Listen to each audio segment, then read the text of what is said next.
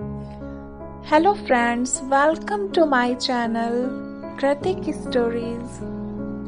आज हम आपके सामने लेकर आए हैं माँ और बेटे की हार्ट टचिंग स्टोरी, जो महज एक स्टोरी ही नहीं पूरी तरह यथार्थ है। चलिए कहानी को शुरू करते हैं। संदीप अपने माँ बाप का इकलौता बेटा था। महज 8 साल का होगा कि उसके पिताजी इस दुनिया को अलविदा कह गए थे। संदीप के लालन पालन से लेकर सारी चीजों की जिम्मेवारी उसकी माँ पर आ गई।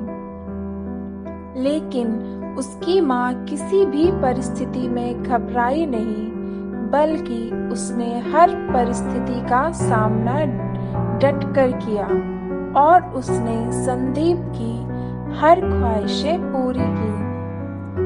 कई घरों में बाई का काम करती थी, सिलाई करती थी, खुद भूखे सो जाती थी, लेकिन संदीप को किसी तरह की कोई दिक्कत नहीं होने देती थी। वो हर कीमत पर संदीप को बड़ा बनाना चाहती थी। वो नहीं चाहती थी कि संदीप को इस चीज का कभी एहसास हो कि उसके पिता नहीं है, तो उसकी ख्वाहिशें पूरी नहीं हो पाती हैं। वक्त इतना तेज गुजरता है कि पता ही नहीं चलता कि संदीप कब बड़ा हो गया और नौकरी करने लगा और उसकी माँ बूढ़ी हो चली।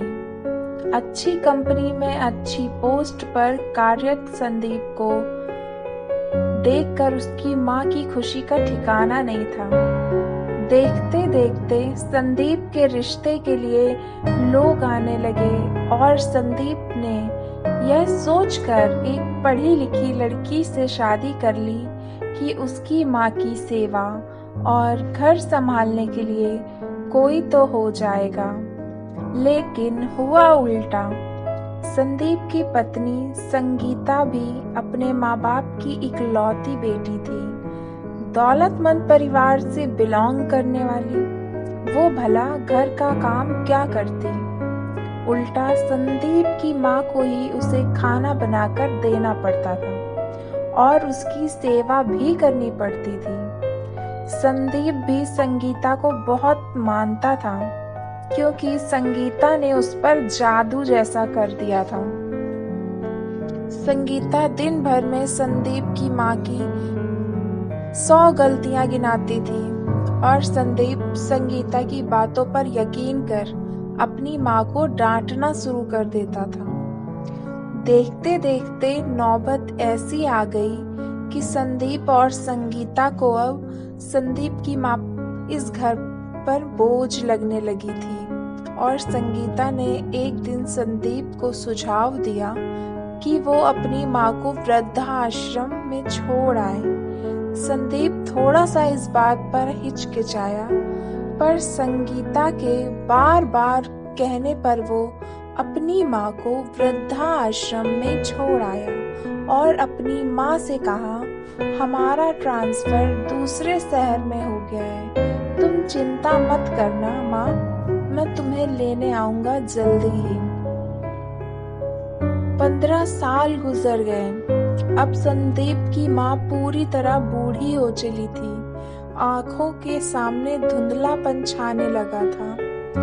वो रोज उस वृद्धाश्रम के गेट पर बैठकर पिछले सालों से इंतजार कर रही थी कि उसका बेटा उसे ले जाने के लिए एक दिन जरूर आएगा। लेकिन अभी तक संदीप लौटकर नहीं आया था। रोज की तरह एक दिन संदीप की माँ उसी वृद्धाश्रम के गेट पर बैठी धुंधली आंखों से संदीप का रास्ता देख रही थी। तभी संदीप का एक पुराना दोस्त राकेश, जो संदीप के कॉलेज में साथ पढ़ता था और दोनों क्लोज फ्रेंड थे, एक एनजीओ के काम से उस वृद्धाश्रम में आता है। उसकी नजर गेट पर बैठी संदीप की माँ पर पड़ती है। वो उनके पास जाता है और कहता है चाची। चाची शब्द सुनते ही संदीप की माँ राकेश को धुंधली आंखों से देखने की कोशिश करती है, लेकिन पहचान नहीं पाती और पूछती है कौन।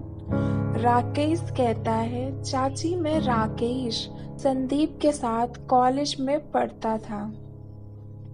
अचानक जैसे संदीप की माँ को सब कुछ याद आ जाता है और राकेश का हाथ पकड़ते हुए कहती है, हाँ राकेश कैसे हो बेटा। राकेश कहता है ठीक हूँ चाची, पर आप ये क्या कर रही हो। संदीप की माँ उदास और नम आंखों से कहती है इंतजार। राकेश पूछता है किसका इंतजार चाची। संदीप की माँ दूसरी दिशा में देखते हुए कहती है अपने बेटे का, संदीप का। पिछले 15 सालों से संदीप का रास्ता देखती हूँ, रोज यहाँ पर बैठकर उसका इंतजार करती हूँ, क्योंकि वो बोल गया था मुझसे कि तुम यहीं रहना, मैं तुम्हें ले जाने के लिए एक दिन जरूर आऊंगा। इतना सुनते ही संदीप की आंखें भर आती हैं। संदीप की माँ अपनी आंखों के आंसू को पोंछते हुए कहती है बेटा राकेश, संदीप मिले तो उससे कह देना, बहुत साल हो गए उसको देखे हुए, एक जमाना बीत गया, उसके नाजुक से हाथ को नहीं छुआ मैंने। उससे कहना कि तुम्हारी माँ रोज तुम्हारा रास्ता देखती है। उम्र के साथ साथ आंखें भी बूढ़ी हो चली हैं।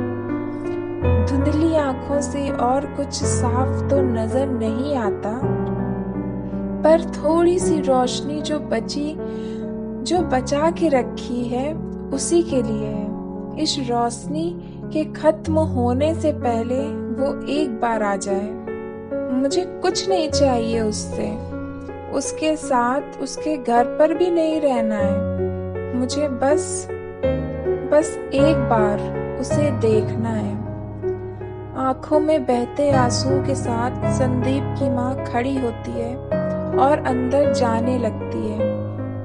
राकेश मुक बधिर खड़ा होकर उन्हें जाते हुए एकटक देख रहा है। उसकी आंखों से आंसू थमने के नाम नहीं ले रहे हैं।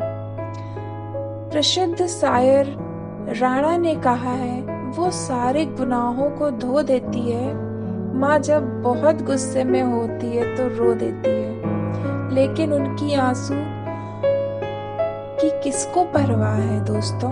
ये सिर्फ एक संदीप की माँ की कहानी नहीं है, बल्कि संदीप जैसे सैकड़ों लोग ऐसे हैं जो माँ की ममता को, प्यार को, दुलार को संभाल कर नहीं रख पाते।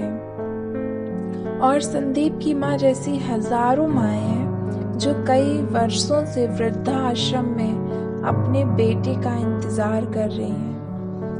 आंखें धुंधली हो चुकी हैं, हाथ कांप रहे हैं, शरीर थक चुका है, लेकिन फिर भी उनको उम्मीद है कि उनका बेटा एक दिन जरूर आएगा।